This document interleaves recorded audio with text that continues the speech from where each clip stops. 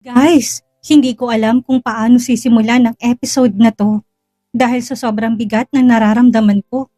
Akala natin ay tapos na ang paghihirap ni Cassandra, pero mukhang nagkakamali tayo. Sa gitna ng kaguluhan, sa gitna ng mga banta at sa gitna ng pagkakamali ni Michelle, isang buhay ang muling nalagay sa peligro. Sinong mag-aakalang sa isang simpleng araw sa park, ang taong kinamuhian at sinaktan ni Michelle ang siya pang magiging dahilan kung bakit mananatiling tumitibok ang puso ng anak niya? Cassandra took the blade. Isang sakripisyo na babago sa takbo ng lahat. Ngayong naghihingalo si Cassandra sa loob ng operating room habang nagkakagulo ang buong pamilya at ang mga sisi ay nagsisimula ng bumuhos kay Michelle. Matatauhan na ba ang lahat?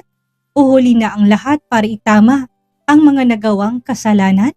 Samahan niyo ako sa napaka-emosyonal na bahagi ng ating kwento. This is part 65. Tara, tunghayan natin. Samantala naman tulala na lang si Michelle habang nakatingin sa kawalan. Nasa hardin siya at nakaupo sa swing. Dahan-dahan niyang tinutulak ang duyan. Gamit ang mga paa niya, ilang linggo na siyang mag-isa sa loob ng bahay nila ni Garrett. Hindi rin alam ni Michelle kung saan ba umuwi si Garrett ngayon. Bakas na rin sa katawan niya na bumagsak ang timbang niya. Hindi niya na rin alam ang gagawin niya. Halos walang kumukumusta sa kanya, maging ang mga magulang. Hindi siya makakain ng maayos. Tila ba naghihintay na lang siya na ipahuli siya ni Cassandra at ipakulong. Mapait siyang ngumiti. Pakiramdam niya ay mababaliw na siya sa sobrang katahimikan ng buhay nila. Malaki ang bahay ni Garrett pero wala man lang siyang katulong dahil wala silang kakayahan na manguha. Hindi niya rin nakakasama at nakikitang anak niya. Mas gusto pa ni Celine si Cassandra. Muling tumingala si Michelle. Parang gusto niya nalang hintayin ang kamatayan niya.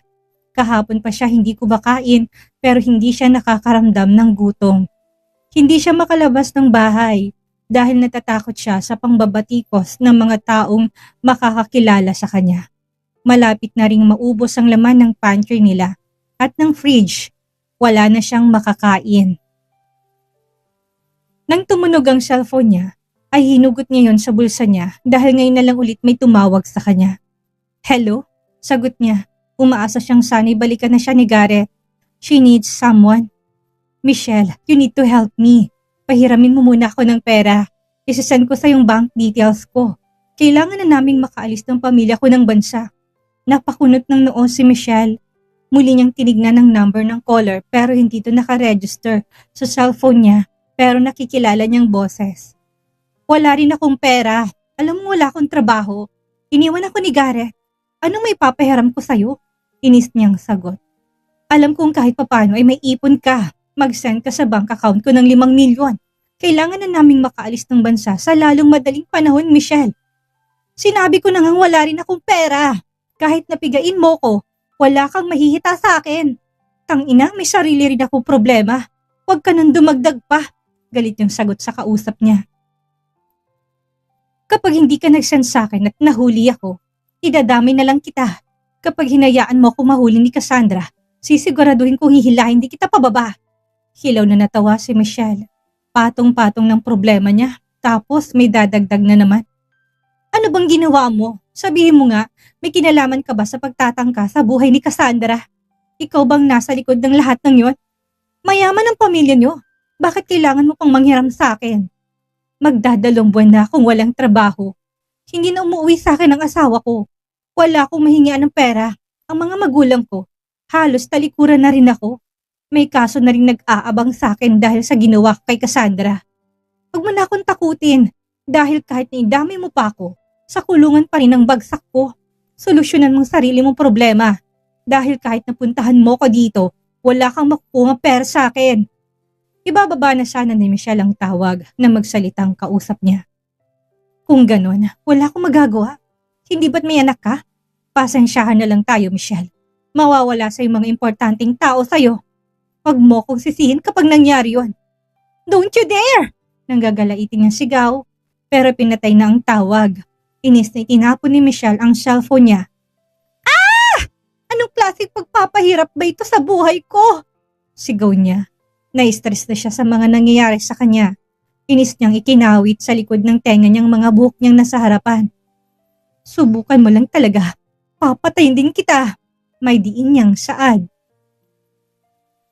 Napapaisip na lang si Michelle kung ano bang ginawa nito. Posible bang nagtatago na rin siya sa batas? Posible bang nahuli na siya ni Cassandra? Nababaliw na tumawa si Michelle.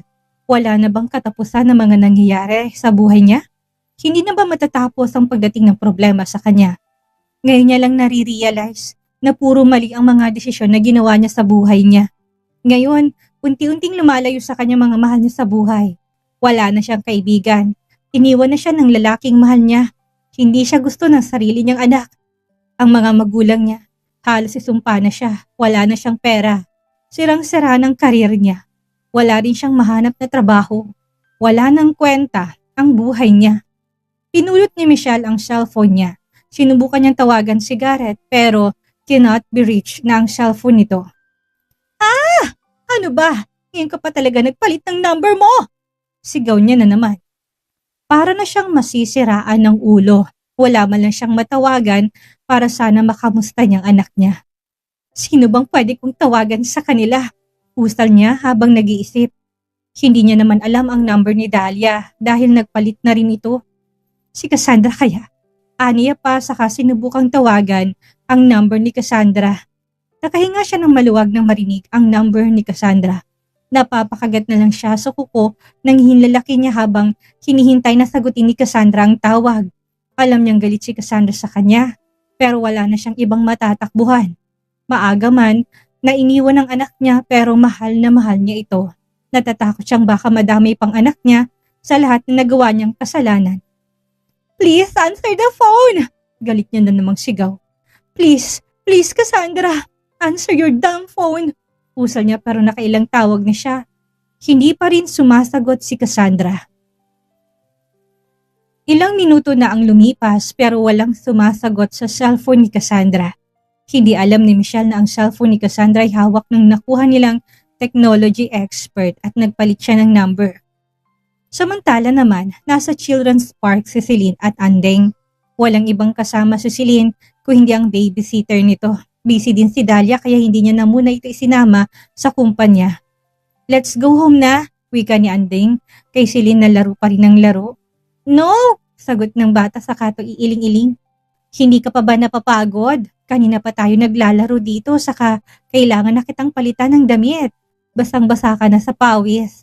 Wala akong dalang extrang shirt mo, wika ni Andeng pero inilingan lang siya ni Celine kaya wala itong magawa. Nang mag-ring na naman ang cellphone ni Michelle ay sinagot niya to. Nasa Children's Park ang anak mo. Walang ibang kasama kundi ang babysitter niya. Mamili ka, Michelle. Ibibigay mo sa akin ang kailangan ko o buhay ng anak mong kukunin ko. Pagbabanta kay Michelle. Pag mo sasaktan ang anak ko dahil kahit saan ka man magtago hanapin kita at ikaw ang papatayin ko. Sigaw niya. Pero muling pinatay ang tawag. Napapasigaw na lang sa frustration si Michelle. Lumabas na siya ng bahay para hanapin ang anak niya. Matatanggap niya na makukulong siya pero hindi niya kakayanin kapag nadamay ang anak niya. Maaga pa lang pero napagdesisyonan na ni Cassandra na umuwi ng mansyon para makapagpahinga. Gusto niyang matulog para makapagpahinga. Habang nasa biyahe siya ay tinawagan niya si Andeng. Ma'am Cassandra? Sagot agad ni Andeng. Andeng, nasa mansion ba kayo ni Celine? Tanong niya. Nasa Children's Park kami, ma'am. Kanina ko pa inaaya si Celine umuwi pero ayaw pa niya. Naliligo na siya sa pawis. Wala pa naman akong dalang damit niya. Kapag binuhat ko siya para iuwi, nagwawala siya, ma'am. Pagsusumbong ni Andeng. Saang Children's Park kayo? Sa labas ba yan ng subdivision o sa loob? Nasa labas kami, ma'am, sa tapat ng gate 3. Sagot ni Andeng. Sige, daanan ko na lang kayo dyan. Saad ni Cassandra sa kabinaba ang tawag at nag-focus na sa pagdadrive niya. Isang malalim na buntong hininga ang pinakawalan niya. Gusto niya rin talagang puntahan ang nahuli nila Detective Aaron pero pakiramdam niya, hindi pa niya kaya. Hindi pa niya kayang isiksik sa isip niya mga nangyayari. Kaya pinagpabukas niya na lang yun. Hindi naman makakatakas ang nahuli nila Detective dahil nakakulong na to. Samantala kahit hindi nakakontak ni Michelle si Garrett, ay paulit-ulit pa rin niyang tinatawagan ang number nito. Nagbabaka sakali siyang mag-ring at sagutin ni Garrett. Nang maalala ni Michelle ang katrabaho ni Garrett na palagi nitong kasama, ay tinawagan niya to. Hello? Si Garrett, kasama mo ba? Tanong niya kaagad nang sumagot to. Sino ba to? Tanong ng lalaki. Si Michelle to. Nakikiusap ako. Pakisabi kay Garrett na kausapin niya ako. Nasa panganib ang buhay ng anak namin. Parang awa mo na. Ibigay mo kay Garrett ang cellphone. Sad niya. Bakas ng kaba at takot sa tinig niya. Garrett, tawag para sa'yo. Binigay ng lalaki ang cellphone niya kay Garrett. Nagtataka naman si Garrett na kinuwang cellphone. Sino to? Garrett, nasan ka? Pakiusap. Michelle, ano na namang kailangan mo? Tigilan mo na ako dahil hindi na ako babalik dyan. Shit, Garrett. Hindi ko kailangan ng drama mo ngayon. You need to listen to me. Nasaan si Celine? Sunduin mo si Celine ngayon din at iuwi mo sa mansyon. Nasa panganib ang buhay ng anak natin. Mabilis na napatayo si Garrett sa kinauupuan niya. Napatingin pa sa kanyang mga katabi niya. Seryoso ka ba? Seryoso na ring tanong ni Garrett. Sa tingin mo ba makikipagbiruan pa ako sa'yo sa ganitong sitwasyon? May nag-send sa akin ng video ni Celine. Nasa children's park sila ng babysitter niya. Delikadong buhay ng anak natin, Garrett. Baka naman pwede mong tawagan ng babysitter ni Celine. Sabihin mo na umuwi na sila ngayon din. Lumabas na muna ng department nila si Garrett. Tangay-tangay ang cellphone ng katrabaho niya. Papunta na ako ngayon sa children's park. Kung nasan si Celine, mukhang nasa labas sila ng subdivision. Sa tapat ng gate 3. Base sa nakita ko sa video, kung may pwede kang tawagan sa mansyon na pwedeng sumundo kay Celine, tawagan mo please. Dagdag pa ni Michelle. Ano na namang ginawa mo, Michelle? Bakit kailangan madami yung anak natin, ha? Galit na naman saad ni Garrett. Garrett, hindi itong tamang oras para magtalo tayong dalawa. Unahin na muna natin ang buhay ng anak natin, pwede ba? Sigaw ni Michelle. Nanginginig ng mga kamay niya habang hawak ang manubela. Pinuntahan naman ni Garrett ang kanyang ina. Pagpasok niya ng office ay may kausap ang kanyang ina. I'm sorry, Mom, but can I talk to you? This is important. Let's talk later. Anas ni Dahlia sa kausap niya. Lumabas naman ito kaagad kay hinarap ni Dahlia ang anak niya. Anong kailangan mo? Tanong ni Dahlia. Tawagan niyo si Andeng. Sabihin niyong iuwi niya na si Celine ngayon din. Nagsalubong ang mga kilay ni Dahlia. Ano bang nangyayari? Nag-aalala ng tanong ni Dahlia. Pagdating sa apo niya, ninenervyos siya. Hindi ko alam, pero tumawag sa akin si Michelle. May nagbabanta sa buhay ni Celine at alam nila kung nasaan si Celine. Tawagan niyo na ngayon din si Andeng, please. Tumango kaagad si Dahlia at tinawagan si Andeng.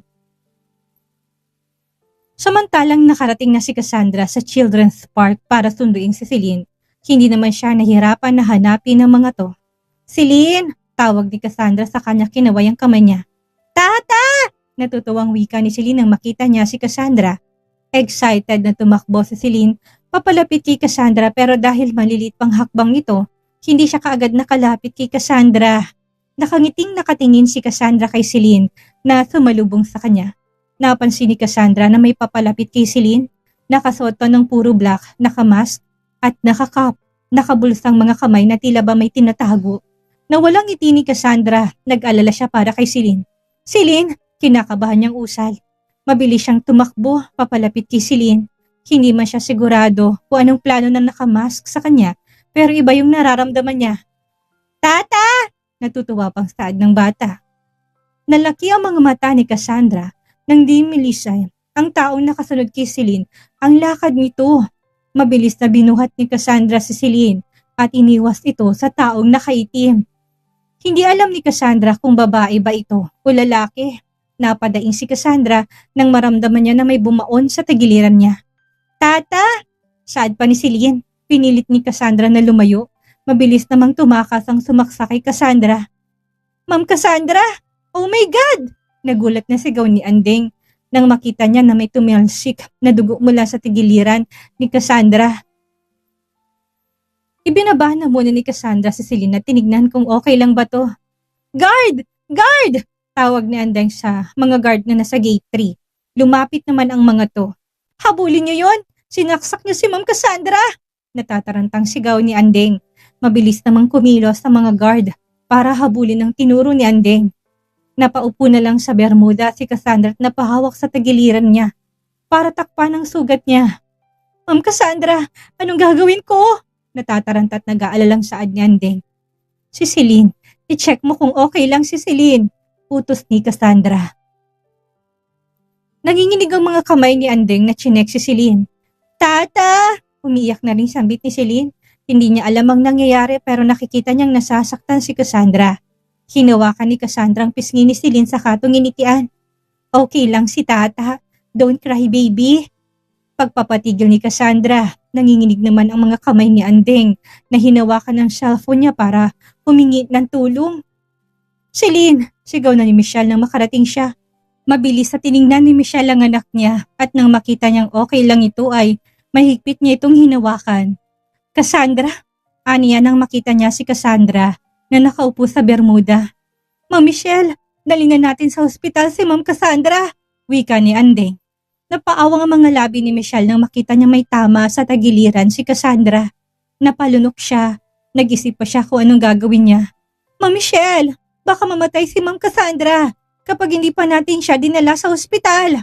Panggigising ni Andeng kay Michelle. Bumalik naman sa ulirat si Michelle at mabilis na tinulungan si Cassandra na tumayo. Tumawag ka na ba ng ambulansya? Tanong ni Michelle.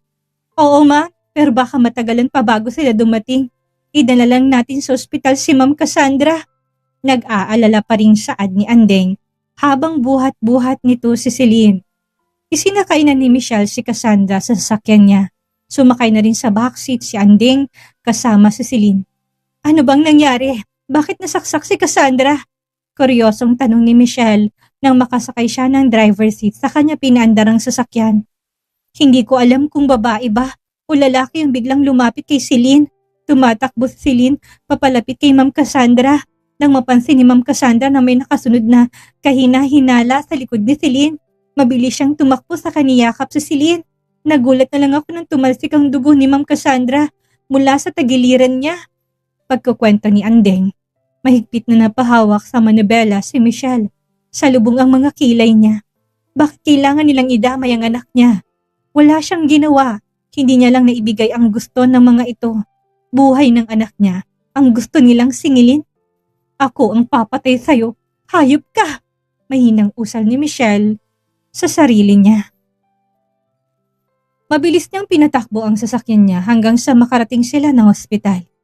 I need an assistance please! Sigaw ni Michelle nang makarating sila sa emergency room. Mabilis namang lumapit sa kanyang mga nurse at tinulungan ng maipasok sa loob si Cassandra. Basang-basa na ng dugo ang damit ni Cassandra sa tagiliran nito dahil sa dami ng dugong lumabas.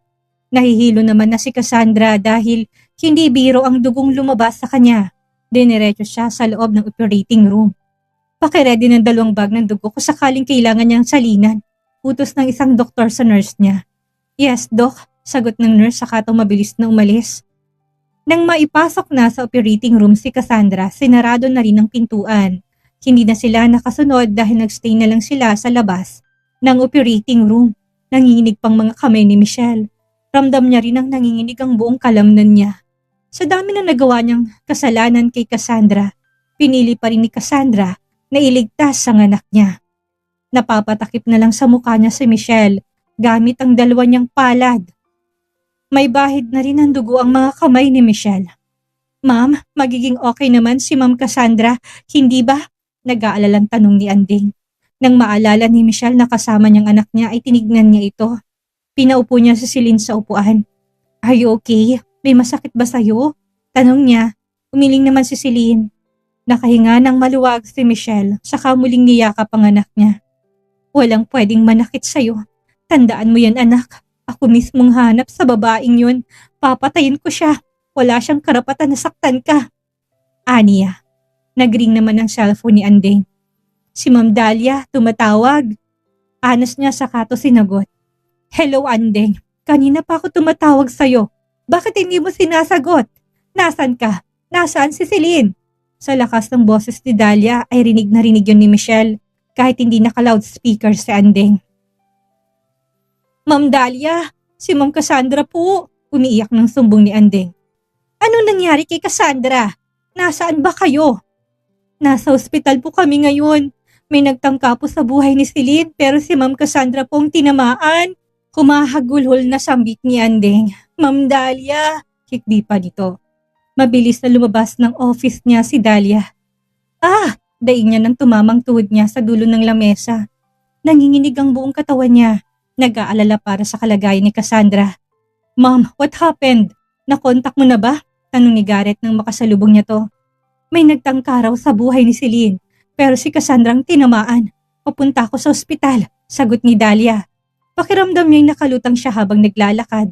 Sasama ako sa'yo. Gusto ko makasiguro na ligtas ang anak ko. Hinayaan na lang ni Dahlia na sumama sa kanya si Garrett. Tinawagan naman na ni Dahlia si Delton para masabi niya rin ang kalagayan ni Cassandra ngayon. Nang malaman ni Delton ang nangyari, ay mabilis din siyang umalis na opisina niya. Nang makasakay siya ng sasakyan niya, ay pinaandar niya ito kaagad at pinatakbo ng mabilis. Samantala naman, nasa labas pa rin ng operating room si Michelle kasama si Celine at Andeng. Michelle, tawag ni Nori nang makarating sila. Tumayo naman si Michelle para salubungin ang kanyang ama at ina. Kumusta na si Cassandra? Nasaan na siya? Naiyak na tanong ni Nori. Nasa loob pa po na siya ng operating room.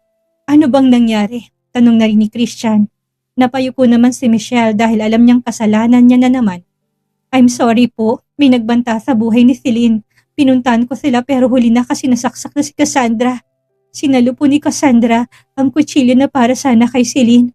I'm so sorry po, Ma'am. Dad, hindi ko po gusto na mangyari ito kay Cassandra. Hinging pa umanhin ni Michelle. Bigla namang nahihilo si Nori sa narinig niya. Mabuti na lamang at nasa likod niya si Christian kaya nasalo siya nito. Maupo ka muna, saad ni Christian. Inalalayan niyang asawa niya na makaupo. Ano bang nangyayari sa pamilya natin? Bakit kailangan madami ng batang walang kamuwang-muwang? Ano na naman bang ginawa mo, Michelle? Bakit mo sinisirang pangalan at ang buhay mo? Sino na naman ang kaaway mo? Nadami pa si Cassandra dahil sa'yo. Paninermo ni Nori. Napapayuko na lang si Michelle. Wala siyang maisagot dahil kasalanan niya naman talaga. Handa niyang tanggapin ng lahat ng paninisi sa kanya. Makalipas ang ilang minuto ay dumating na si Delton. Nasaan si Cassandra? Tanong niya kaagad. Nasa operating room pa siya, sagot ni Christian. Nang mapansin ni Delton si Michelle ay lalong nagsalubong ang mga kilay niya. Sa tindi ng galit niya ay sinugod niya si Michelle at tinulak to sa pader. Napadaing naman si Michelle dahil sa lakas ng pagkakatama ng likod niya sa pader. Anong ginawa mo? Papatay mo na naman bang kapatid mo? Nanggagalaiti sa galit na saad ni Delton. Nanilisik ng mga mata niyang nakatingin kay Michelle. Maniwala ka, Delton. Hindi akong gumawa nito kay Cassandra. Nilayo ni Christian si Delton kay Michelle dahil baka masaktan pa ni Delton si Michelle. Dumating na rin si Dahlia at Garrett. Kumalma ka, Delton. Hindi tong tamang oras para dyan. Si Cassandra munang isipin natin ngayon, wika ni Christian. Galit namang tiningnan ni Delton si Christian. Kung hindi ngayon ang tamang oras, kailan? Si Michelle lang naman ang may motibo para patayin si Cassandra. Kapag may nangyari kay Cassandra, pasensya na Uncle Christian pero baka mapatay ko rin ang bunso mong anak. May diin na wika ni Delton. Grabe! Hanggang ngayon naramdam ko pa rin ang kaba na nangyari. Ang isang pagkakamali na hindi natin inasahan ay nagbunga ng trahedyang nagpabago sa lahat. Kita natin sa episode na to nang bawat desisyon natin ay may kaakibat na bunga. Minsan nakala natin tayo lang ang masasaktan, pero sa huli, pati ang mga inosenteng mahal natin sa buhay, tulad ni Baby Celine at ang matiising si Cassandra na dadamay. Ang aral na mapupulot natin ngayong araw, huwag tayo maghintay na dumating ang isang trahedya bago tayo matuto. Ang paghingi ng tawad at pagtatama ng mali ay hindi tanda ng kahinaan, kundi tanda ng pagiging matapang at responsable. At sa mga tao na nagtatanim ng sama ng loob o gumagawa ng masama sa kapwa, tandaan ninyo ang karma hindi natutulog. Sa bandang huli, ang pagmamahal at pagpapakumbaba pa rin ang nag-iisang sandata na magliligtas sa atin. Ano sa tingin ninyo? Mananatili pa bang buhay si Cassandra pagkatapos nito? At kaya pa kayang patawarin ni Garrett at ng buong pamilya si Michelle pagkatapos ng lahat na nangyari? I-comment nyo na ang inyong mga reaksyon dyan sa ibaba. Huwag kalimutang i-like at i-share ang video na to para sa susunod na part. Ako si Miss Maria, hanggang sa muli nating pagkikita. Maraming salamat po.